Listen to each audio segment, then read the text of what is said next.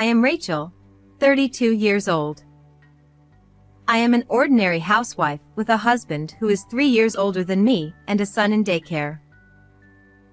Though I am a housewife, I also work hard at my job, having a very busy daily life. One day, there was a welcome party for new employees at my company, and I attended as well.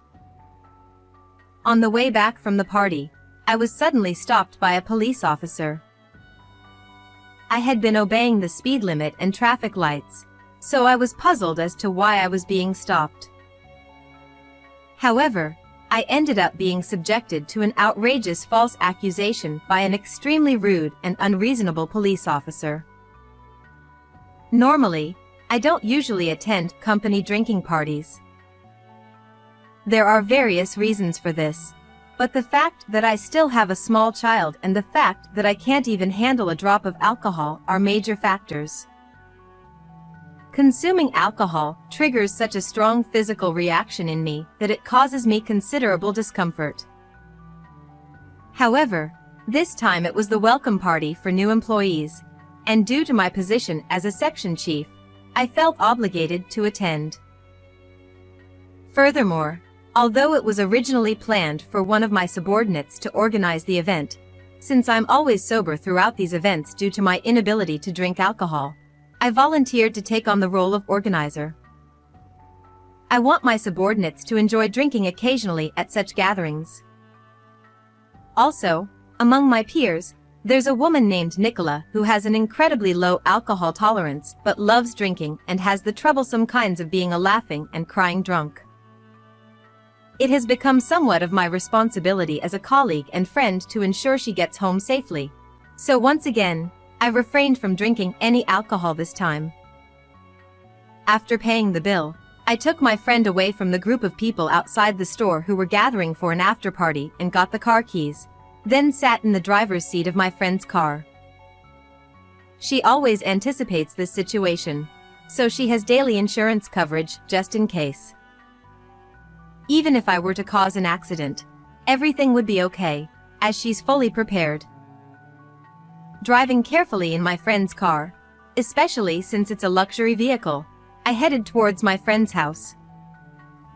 While waiting at a traffic light, I witnessed a certain scene.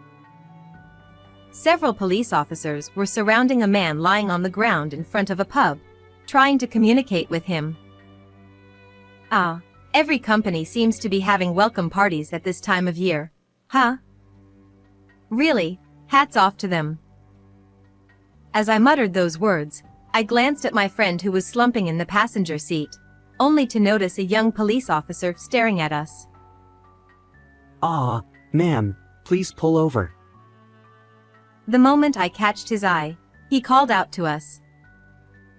Since my friend wanted to feel the wind, I had the window open, so I could hear the police officer's voice clearly. I didn't have any memory of doing anything wrong, but I figured that enforcement against drunk driving must be stricter at this time of year. As it turned out, that was indeed the case. A young male officer approached us with a drawn-out tone. As part of the campaign against drunk driving this month, I had to stop and talk to you. Given that my friend in the passenger seat seemed off, he decided to talk to us. Additionally, as part of the campaign against drunk driving, the officer mentioned conducting an alcohol test just to be sure. This was all expected, and since I hadn't consumed a drop of alcohol, I agreed to the test. However, at this point, an unexpected event occurred. Yeah, you there. Blow into this device. The young officer who had looked at my test result with a puzzled expression suddenly turned to my friend and told her to blow into the breathalyzer. My friend wasn't the one driving, and it was obvious that she was drunk. There was no reason for her to be tested, yet I couldn't understand why the officer insisted on it. Moreover, this was the first time I had experienced something like this, so I could only watch in astonishment as the young officer interacted with my friend. Without understanding the situation, my friend, who was completely out of focus, obediently blew into the device, resulting in a reading of over 0.25 milligrams on the breathalyzer. As expected. Upon seeing the result, the officer looked at me with a smirk and said, "Ah, this is drunk driving. Your license will be suspended. Understand? Suspension." The officer insisted that the breathalyzer result of my friend, who was sitting in the passenger seat, was mine and accused me of drunk driving. Of course I couldn't accept such an outrageous accusation and asserted that I hadn't been drinking. However, the young officer raised the corner of his eye and said, "You're being noisy. If you refuse to follow police instructions, I'll arrest you for obstructing official duties on the spot." He threatened me. Thinking that such behavior shouldn't be tolerated, I protested vehemently. And then, as the young officer and I were futilely arguing about whether I had been drinking or not, someone who seemed to be the young officer's superior arrived, perhaps sensing that something was amiss. "What's going on here?" Upon hearing the supervisor's words, the young officer's expression got soured, and he reported that I was lying about not drinking and driving. The supervisor officer stared at my face intently and furrowed his brow. It was obvious. I hadn't been drinking, and, from my appearance, it was clear that I was sober. Indeed, the initial test result showed almost 0 milligrams. However, since the supervisor officer didn't witness the entire situation, he was at a loss for how to proceed and requested another test to be conducted in front of him. Just when I thought I would finally be released, the young officer, feeling that things weren't going his way, unbelievably claimed that my friend was carrying suspicious drugs. The reason for my friend's strange behavior, according to the young officer, wasn't due to intoxication but rather hallucinogenic effects. Not stopping there, he accused me of intending to harm my friend, casting unwarranted suspicion, and the situation spiraled out of control into a completely unexpected direction. Since my friend wouldn't do anything like that, and there was no evidence to support such a sudden accusation, it was painfully obvious that the young officer was just fabricating a lie out of thin air. However, in order to be thorough, the supervisor officer requested to inspect both my belongings and the inside of the car. Reluctantly, I agreed to undergo the inspection of my belongings. Then, the young officer discovered a bag containing a mysterious white powder peeking out from the side compartment of the car. The moment he saw it, he had a triumphant expression on his face. "This is definitely drugs," he exclaimed excitedly. Even the supervisor officer was pondering the situation. Honestly, since it belonged to my friend, I had no idea what it was, and she was still drunk, looking drowsy that her head was niddle-noddle. Moreover, because my friend was the owner of the car, without her permission, the police couldn't conduct an internal search. We were given the option to accompany the officers to the police station or, if we refused, they would request a search warrant. Furthermore, as the young officer loudly declared, "It's drugs," other officers who were dealing with a drunken man lying by the roadside also gathered, making the situation even more chaotic. Caught in a situation where nothing made sense anymore, the young officer began to make a fuss about arresting us on the spot. Feeling like things were getting out of control. "All right then. Shall we go to the police station?" I responded more calmly than I thought. Making a scene here won't solve anything, and I have a lot to say about the false accusation of drunk driving earlier. My friend was also being framed as a criminal, so I couldn't stay silent. Upon hearing this, the young officer looked surprised. "Ha!" He seemed to prefer arresting us on the spot, but given the circumstances, we were instructed by the supervisor officer to go to the police station for further examination and to provide detailed statements. As soon as we arrived at the police station, I underwent another alcohol test in the presence of many officers to prove my innocence. As expected, no alcohol was detected in my system, and it was concluded that I hadn't been driving under the influence. The young officer who had accused me was scolded by his supervisor for his behavior. As I sighed in relief, the young officer began to make excuses, such as the machine was broken or I didn't blow into the device correctly. In the end, he resorted to fabricating lies, such as accusing me of attempting to steal belongings from my intoxicated friend. The other officers seemed to understand that these were lies, but the young officer was too agitated and uncontrollable. We left the pub at 9:30 p.m., and it's already past 10 p.m. I told my husband that I would be home by 11 p.m., but it seems impossible now, and I'm starting to get frustrated. My friend was getting sober, noticing something's wrong, and was checking what's happening. We are innocent. Please apologize. I demanded an apology from the angry young officer. Are you threatening me? But he became defensive. At that moment, the anger I had been holding back surged over me. Enough is enough. My loud voice echoed through the police station, bringing a momentary silence. My friend also looked up in surprise at the sound of my voice. I rarely raise my voice like that, so it must have been startling for them. Even when my subordinates make big mistakes, I've never shouted like this before. But right now, there's no time for such thoughts. I was falsely accused of drunk driving and nearly arrested, and my friend was even suspected of using suspicious drugs, leading to the situation where we had to come to the police station late at night. It's all because of that unreasonable young officer who does nothing but lie. I can't stand the fact that someone like him abuses the power of the state as a police officer and acts so arrogantly. I strongly felt that he must be held accountable. Phew, it seems you're prepared. I won't hold back anymore. I stood in front of the young officer and asked, "What's your intention in trying to make a false charge against us?"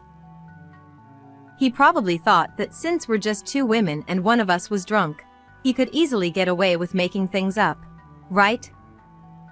But that's not going to happen. Then, the young police officer, perhaps defiant, responded boldly. I simply conducted the test as part of the Drunk Driving Prevention Month. The fact is, there were suspicious drugs. You're the one who caused a scene, so why should I be blamed for this? His resolute attitude caught me off guard. But I couldn't let myself be overpowered here, so I raised my voice just as much. Then why did you test my friend and lie that I was drinking after you realized I wasn't driving under the influence? Can you explain that thoroughly? My words caused a stir around us. The young officer, not willing to back down. Do you have any proof that I lied? He still continued denying everything. As I pondered how to recreate the situation. Our car has a dashcam that also records the interior. Could you check that, please? Nicola hesitantly spoke up. It turns out, she had invested in a high-quality dashcam for the luxury car. She chose such a product not only for security but also to capture any incidents that might occur inside the car. She believed this could serve as evidence.